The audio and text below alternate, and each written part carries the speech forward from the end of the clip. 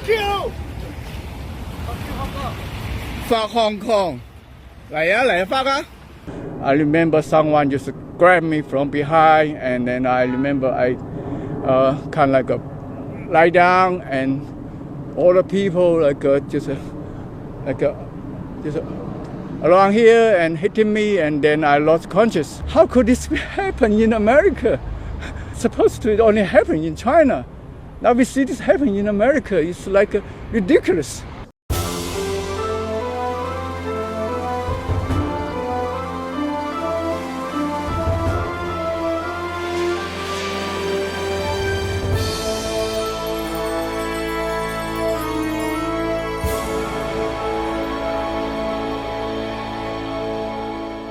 This is very normal in mainland China, and due to the national security law, it is becoming the new normal in Hong Kong. But this was happening in San Francisco, California. Pro-CCP mainlanders holding propaganda banners along with the PRC flag, harassing, threatening, and attacking anti-CCP protesters, peaceful protesters. They march as a unit with rods that are in the disguise of flagpoles and umbrellas that they use to beat our people and intimidate us. Police ultimately separated the groups after 2 protesters were taken to the hospital.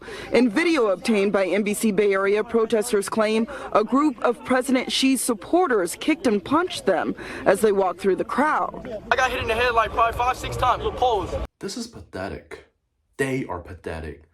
What they are standing for is pathetic. It is also a disgrace for them to hold the US flag along with the PRC one.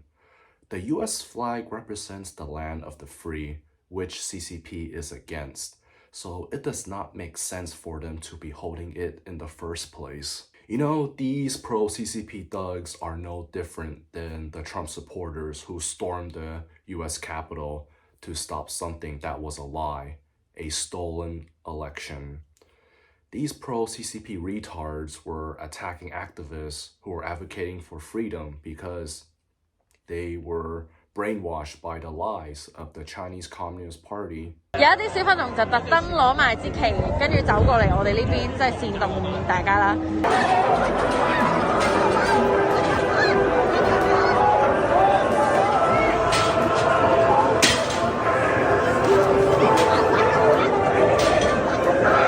America is losing California, a state which has many cities that are pro-CCP. San Diego is definitely one of them, but I have yet to see something like this happening there yet, so I would say San Francisco is worse. To be honest, seeing this happening in San Francisco, it seems like I am looking at footage of mainland China. I mean, look at these retards. San Francisco is filled with the ashes of the Chinese regime. It has been 2 years since Trump supporters stormed the US Capitol, and the FBI are still investigating who were the participants. I call on the US government to do the same for what happened in San Francisco. People like them are very likely to be spies for the Chinese regime, or just them supporting CCP in general is a threat already. Fuck you! Fuck Hong Kong. 嚟啊嚟啊 fuck 啊 Harassing, threatening, and attacking activists who were there peacefully to voice their opinion against Xi Jinping. Chinese people are immigrants themselves, but their reason for moving to the US should be experiencing the American dream. But these mainlanders obviously did not go to the US for that. Therefore, I urge the FBI to find out who they are and have ICE deport them, because as long as they are in the US, they are a threat to our democracy and a threat to everyone who is advocating for democracy as well. I wonder what Newsom and Biden have to say about this. As I am in Korea, I'm very sad that I could not be there in San Francisco to show my support. If I was still in San Diego or Irvine, I would be there in a heartbeat. Freedom is not free because there is always a price. John F. Kennedy once said, the cost of freedom is always high, but Americans have always paid it.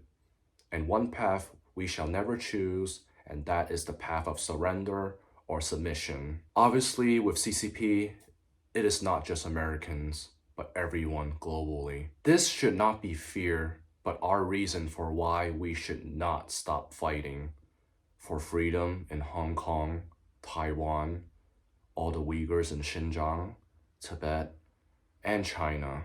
光復香港，時代革命. Once again, I call on the US government to find out who were these pro-CCP thugs who harassed, threatened, and attacked all these peaceful protesters. Find them, arrest them, and have them deported. But the question is, will the US government be willing to do this? Are they willing to stand up against the Chinese regime?